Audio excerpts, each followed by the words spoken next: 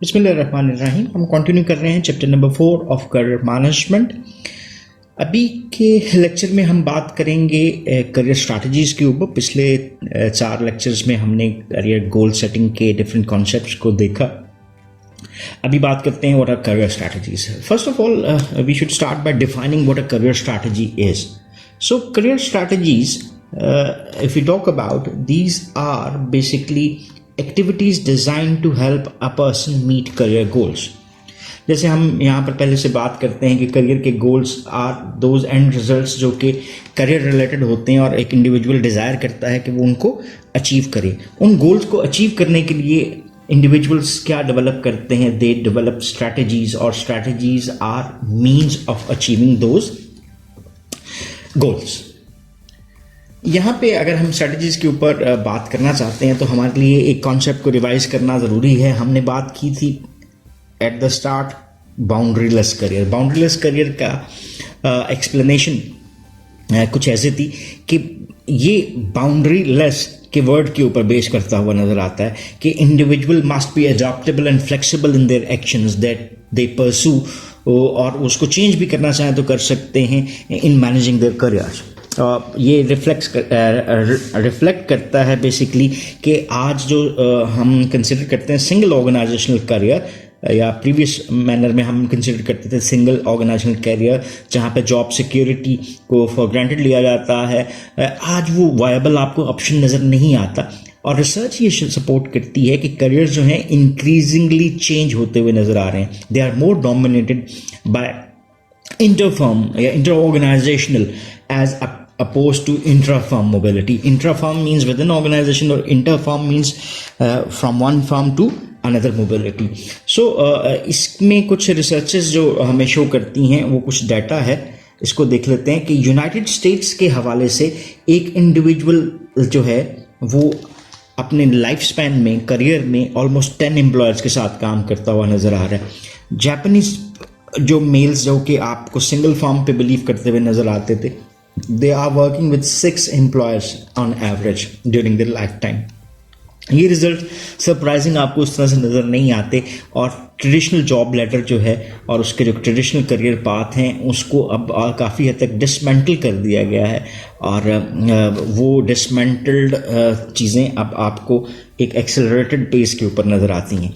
और इस किस्म के इन्वायरमेंट में even it is becoming more critical for individuals कि वो प्रोएक्टिव हों और अपने करियर मैनेजमेंट को प्रॉपरली अप्लाई करने की कोशिश करें। So in that context career strategies tends to be more important for any employ. सो अभी देखते हैं कि what are the different types of strategies जिसको हम कंसिडर कर सकते हैं। What are the different types of strategies which are a viable option for any individual employ. So पहली स्ट्रैटेजी को देखते हैं जिसके ऊपर थोड़े से डिटेल में भी बात करेंगे, that is competence in the present job. Competence in the present job, वो कहता है कि बेसिकली आपका कॉम्पिटेंट होना जिस काम को आप कर रहे हो। For instance if I am teaching तो I must be competent in teaching, if I am an accountant I must be competent in accounting processes. So it is necessary, ठीक है, लेकिन ये क्या फुल फ्लेज चीज़ें हैं? नहीं, दीज आर इनसफिशेंट कि आप प्रेजेंट जॉब में कॉम्पिटेंट ही हो। इनसफिशेंट कंडीशंस हैं for attaining most career goals. बहुत हद तक जो ऑर्गेनाइजेशंस हैं वो प्रमोशंस डिसीजंस किस बेस पे करती हैं कि एम्प्लॉय की करंट लेवल ऑफ परफॉर्मेंस क्या है। Thus to ignore one's current job performance in pursuit of other positions is unwise. और फर्दर मोर आपको क्या नज़र आता है कि skills developed in one job may be helpful और even essential for successful performance in other jobs. जैसे हम जॉब स्पैनिंग कॉम्पिटेंसीज का जिक्र करते हैं कि वो कॉम्पिटेंसीज जो कि अक्रॉस मेनी जॉब्स आपको रिक्वायर्ड होती हैं। सो जब हम करियर स्ट्रैटेजीज़ की बात करते हैं तो न्यू वर्क वर्ल्ड जो आपको अपने इर्द गिर्द नज़र आ रही है हैज़ इवॉल्व्ड अ लॉट, और ये कुछ सालों में ही आपको ये चीज़ें डिक्टेट होती हुई नज़र आती हैं, और डिक्टेट करती हुई भी नज़र आती हैं कि उनके टास्क एम्प्लॉयज़ के वो आपको चेंज होते हुए नज़र आते हैं। टास्क चेंज होंगे तो फिर उसके साथ जो स्किल सेट है वो भी चेंज रिक्वायर्ड होगा। जैसे कि एग्जांपल कि आज आपको कोई भी जॉब कंप्यूटर जो आपकी स्किल्स हैं उसके बगैर शायद नज़र नहीं जाती. सो it is important to focus on developing your abilities in a current job that can improve one's chance of employability in the future. लेकिन एक चीज़ जो कंफर्म वाली बात है बनती है वो ये है कि सिर्फ यही सफिशेंट नहीं है. ठीक है. सो नेसेसरी है बट इनसफिशेंट कंडीशन है जिसकी बेस के ऊपर आप करियर गोल्स को अचीव कर सकते हैं. So this strategy along with some other strategies might be helpful. So दूसरी जो हम स्ट्रैटेजीज का हम जिक्र कर रहे हैं that is extended work involvement. Extended work involvement, इसके जो कुछ फैक्टर्स को देखते हैं. First, up to a point, working beyond normal hours either at home or at the work site can enhance performance in one's current job.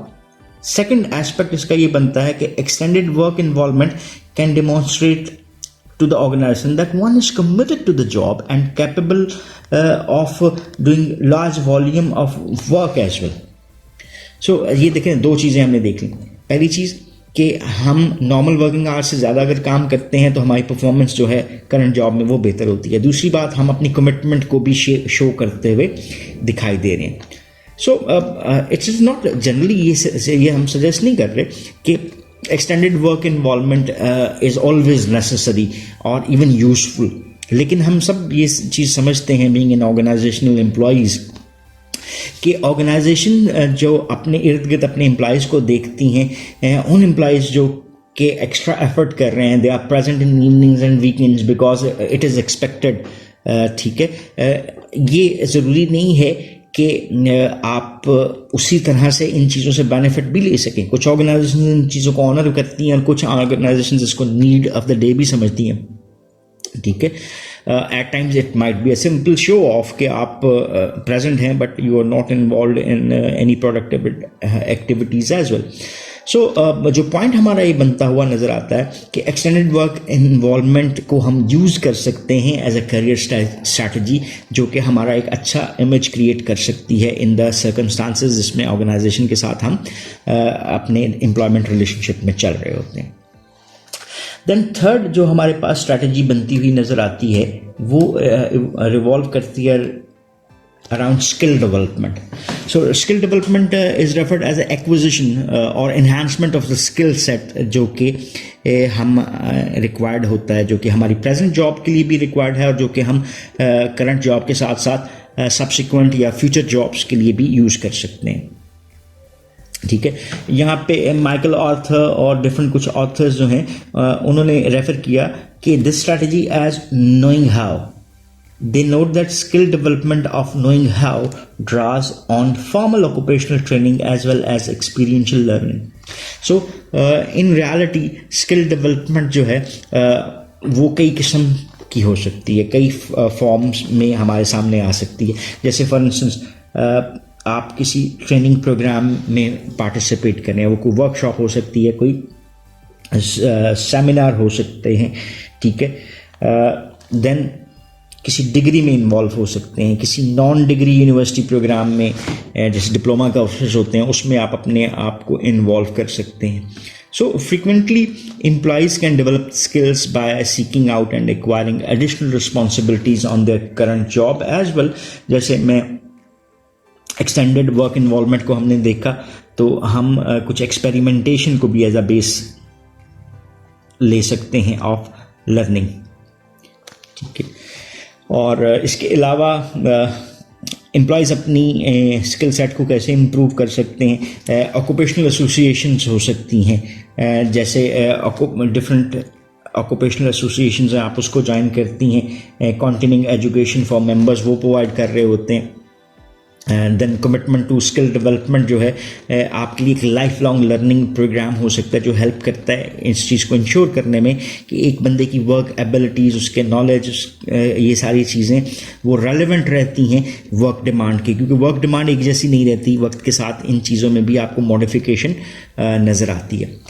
एक और skill enhancing activity जो आपको नज़र आती है जिसको प्रोमिनेंस भी मिल रही है more recently, basically it is named as moonlighting, the use of a second job to develop a broader portfolio of proficiencies.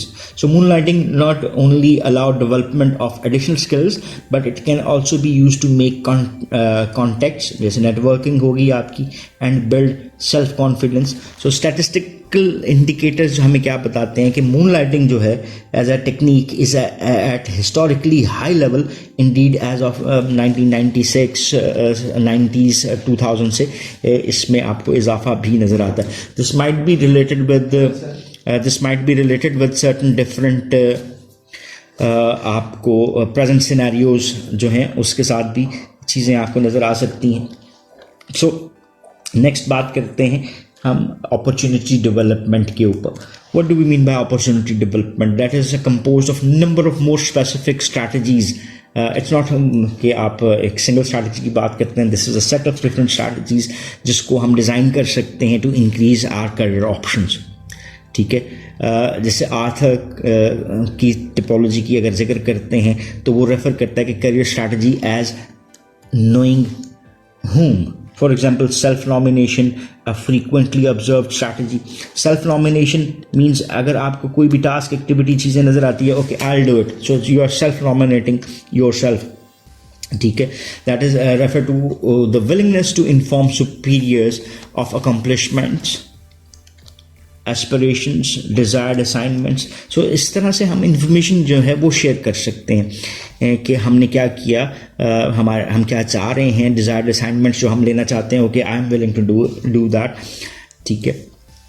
I still remember this opportunity development for my career as well, in which I nominated myself to be transferred to a bigger city because the company wasn't settled there. And I took that challenge. Okay, I want to move there so that I can settle the company functionality there. तो ये उसको organization एक different अंदाज में देख रही होती है. Then Visipojya combines two strategies. One is visibility and second one is exposure. Visibility किसको कह रहे हैं हम? Being able to view the top of the organization. और exposure किसको कह रहे हैं? Being seen by the top of the organization. So ये दो चीज़ें एज ए स्ट्रैटेजी हम यूज़ करना चाहें तो यूज़ कर सकते हैं. सो विजिबिलिटी क्या करती है? इनेबल करती है किसी भी इंडिविजुअल के वो अंडरस्टैंड कर सकता है और मॉडल कर सकता है those who are higher in the hierarchy. And exposure can bring recognition, special assignments और स्पॉन्सरशिप्स भी मिल सकते हैं आपको. Then networking, the identification of and communication with a group of relevant acquaintances and friends can provide information, advice and support. Networking के हालत से कहते हैं कि आपने कहीं पे भी काम किया तो वहाँ पे जो की पर्सनल्स थे, आपके मैनेजर्स थे, बॉसेस थे, उनको कभी भी ना भूलें. Give them a hello hi call after a while so that you can make them, develop them in your contact list. Whenever an option comes, you might be a choice for them as well. So networking is another good strategy जो कि opportunity development के लिए use की जा सकती है. Another strategy that allows opportunity development is named as tempting or the acceptance of a temporary or interim assignment. Interim assignment हम किसको कह रहे हैं? Can be used to gain additional skills. जैसे आपको इस काम से शिफ्ट करके for a specific purpose कुछ अरसे के लिए इस काम के ऊपर लगा दिया गया है. That can be from जैसे गवर्नमेंट सेक्टर में outside the your present organization भी हो सकता है. सो आपको वो डिफरेंट स्किल सेट है उसकी एग्जांपल्स सीखने को मिल सकती हैं, एक्सपीरियंस मिल सकता है. तो बहुत सारी लार्ज ऑर्गेनाइजेशन जो हैं वो टेम्पररी असाइनमेंट्स को भी यूज़ करती हैं at the time of critical needs, so that can also be bring prosperity to individual career. Then development of mentor and supportive alliances has also being considered as attention in recent years. So mentoring can be defined generally as a relationship between junior and senior colleagues or between peers who provide a variety of developmental functions. So mentoring एक ऐसा process है जिसमें हम guidelines provide कर रहे होते हैं. That can be a senior, junior, formal mentoring भी हो सकती है और informal mentoring भी हो सकती है. इसको भी देख लेना कोई हर्ज नहीं है. Formal और informal. Formal mentoring जो है वो किसको कह रहे हैं? जब ऑर्गेनाइजेशन आपको मेंटी बना देती है और आपके ऊपर जो अमूमन आपके सुपरवाइजर्स होते हैं, बॉसेस होते हैं, इनको एक रिलेशनशिप किसका दे देती है? मेंटोर का। सो ये एक फॉर्मल मेंटोर मेंटी रिलेशनशिप है जो कि ऑर्गेनाइजेशन ने क्रिएट किया। इनफॉर्मल मेंटरिंग रिलेशनशिप क्या है? जब आप किसी को भी, जिसको आप पसंद कर रहे हैं, जिसको आप एडमायर करते हैं, उसको कंसिडर कर लेते हैं। वो कोई बड़ा भाई भी हो सकता है, कोई आउट ऑफ द ऑर्गेनाइजेशन भी लोग हो सकते हैं, या विद इन द ऑर्गेनाइजेशन कोई इनफॉर्मल आपके नेटवर्क का पार्ट हो सकते हैं, जिसको आप एज अ मेंटर ले सकते हैं। सो ये हमने देख लिया कि मेंटरिंग का रोल जो है कई लोग फुलफिल कर सकते हैं। So development of the mentor, and then उसी की कॉन्टेक्स्ट में supportive alliance can also support you in your career. Then हमारे पास आता है इमेज एंड रेपुटेशन बिल्डिंग। किसको बेनिफिट मिलेगा? जिसका इमेज अच्छा होगा। That is a strategy design to convey appearance of success and suitability. जैसे आप किसी भी चीज़ को सेलिब्रेट करते हो, so no one will know that you are successful. When you are start celebrating it, everyone will know that this has been celebrated, कि ये सक्सेस मनाई जा रही है। ठीक है। सो इमेज और रेपुटेशन बिल्डिंग को आप कैसे यूज कर सकते हैं? एग्जाम्पल में हम देखते हैं कि being married, participating in basically community activities, dressing properly, these are the few things जो कि आपका इमेज और रेपो बिल्ड कर रही हैं। ये पब्लिक इमेज देती हैं आपको, जो कि पॉजिटिव नेचर का होता है, और आपके लिए ये करियर रिवॉर्ड्स को भी गैदर कर सकता है। सो इट इज़ नॉट सजेस्टेड कि ये स्ट्रैटेजी जो है वो नेसेसरली इम्पॉर्टेंट है in all of the situations, but most situations आपको ये चीज़ें एक इमेज बिल्डिंग की सूरत में नज़र आ सकती हैं। सो इसके अलावा वंस वर्क रेपुटेशन जो डेवलपमेंट है, it is an important strategy because it is naturally assume that people's past experiences and accomplishments bode well for future performance and assignments. So जो सक्सेसफुल है उसी को आप आगे भी देखना चाहते हो कि अच्छा यार इसने ये काम अच्छा किया था माजी में, अच्छा इसको दे देते हैं ये काम। ठीक है। So one can build a positive reputation by accomplishing such task as, जैसे जो उसको दिए गए हैं, इंजीनियरिंग है, turn around of an unfavourable work situation, या किसी भी प्रॉब्लम में उसने अगर अच्छा काम किया है।